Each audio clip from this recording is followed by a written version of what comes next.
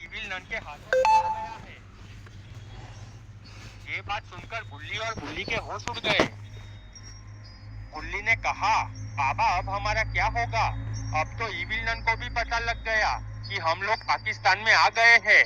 अब हम लोग यहाँ से बचकर कैसे जाएंगे? बाबा ने कहा, अब हम एक ही तरीके से बच सकते हैं। बुल्ली ने कहा, बाबा वो तरीका क्या है? बाबा ने कहा, अब हमें इविल नन के अड्डे पर जाकर उन लोगों से युद्ध करना होगा और उसके सभी आदमियों को मारना होगा। बोला तो मोबाइल बुल्ली कहता है, वो सब तो ठीक है बाबा, अगर हमने सभी लोगों को मार भी दिया तो भी हम वापस इंडिया कैसे जाएंगे? बाबा ने कुछ सोचा और बाबा मुस्कुराए। बुल्ली कहता है, बाबा आप मुस्कुरा रहे हो, मतलब आपके पास बहुत खतरनाक प्लान है। बाबा ने अपनी गर्दन हाँ में हिलाई और बाबा ने कहा, हमें पाकिस्तान से एक ही आदमी निकाल सकता है, वो बहुत बड़े आदमी है। बाबा की बात सुनकर सभी लोग सन्न रह गए। बुल्ली ने कहा, बाबा वो शक्तिशाली आदमी कौन है? बाबा ने कहा, वो आदमी है मोदी सर। ये सुनकर सभी लोग बहुत खुश हो जाते हैं। बुल्ली ने कहा, तो बाबा देर किस बात की, उनको कॉल करके बता दो कि हम लोगों को निकालने की तैयारी कर दे। बाबा ने तुरंत कॉल लगाया। सामने से सर ने कॉल उठाया। सर ने कहा, बोलो बाबा कैसे हो? बाबा ने सर को पूरी बात बताई।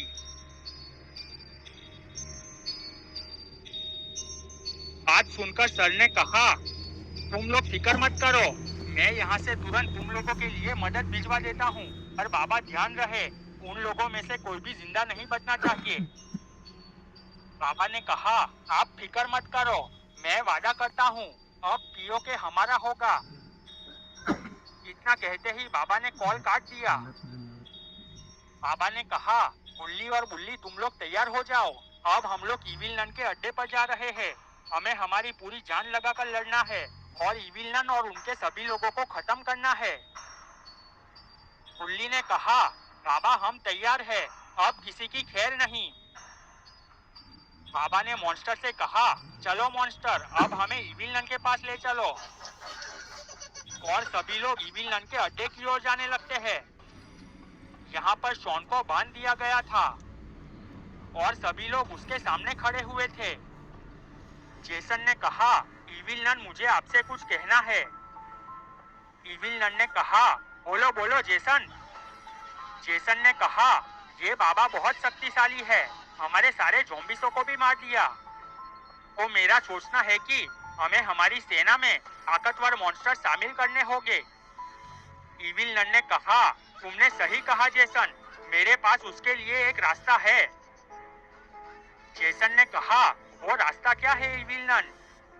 इविल नन कहती है, मेरा एक दोस्त ईरान में है, उसके पास मॉन्स्टरों की सेना है, वो हमारी मदद जरूर करेगा। तो देर किस बात की, उसे कॉल लगाओ। इविल नन तुरंत ईरान में कॉल लगाती है।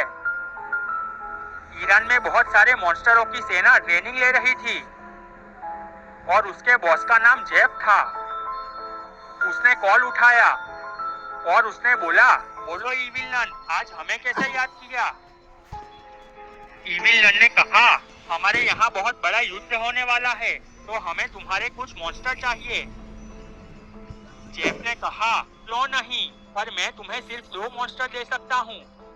पर तुम फिक्र मत करना, वो 2 मॉन्स्टर 100 आदमियों के बराबर है। ये बात सुनकर इविल नन बहुत खुश हो जाती है। इविल नन ने कहा, तुम्हारा शुक्रिया जेफ, मैं तुम्हारा एहसान कभी नहीं भूलूंगी। इतना कहकर इविल नन कॉल काट देती है। जेफ ने मॉन्स्टरों से कहा, तुम लोगों में से 2 लोग मेरी दोस्त इविल नन के पास जाओ और उनके जो भी दुश्मन हो उन्हें खत्म कर डालो। 2 मॉन्स्टरों ने अपनी गर्दन हाँ में हिलाई और वहां से पाकिस्तान की ओर जाने लगे। यहाँ इविल नन के कॉल रखते ही ग्रैंडपा ने कहा, क्या हुआ इविल नन, जेफ ने क्या कहा? इविल नन ने कहा, जेफ हमारे लिए 2 मॉन्स्टरों को भेज रहा है।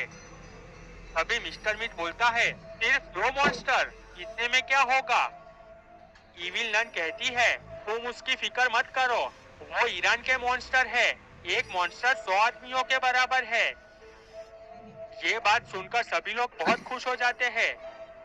जेसन ने कहा, तो फिर देर किस बात की, चलो पार्टी करते हैं।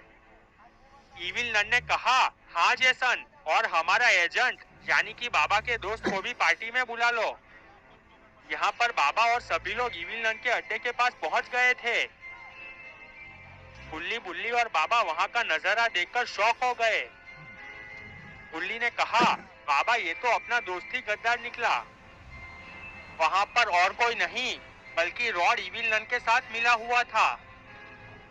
बाबा ने कहा, कोई बात नहीं, अब सबको बराबर सजा मिलेगी। सभी लोग तैयार हो जाओ, हम हमला करने वाले हैं। तो दोस्तों क्या होगा आगे? क्या बाबा शॉन को बचा पाएंगे? ये सब हम देखेंगे।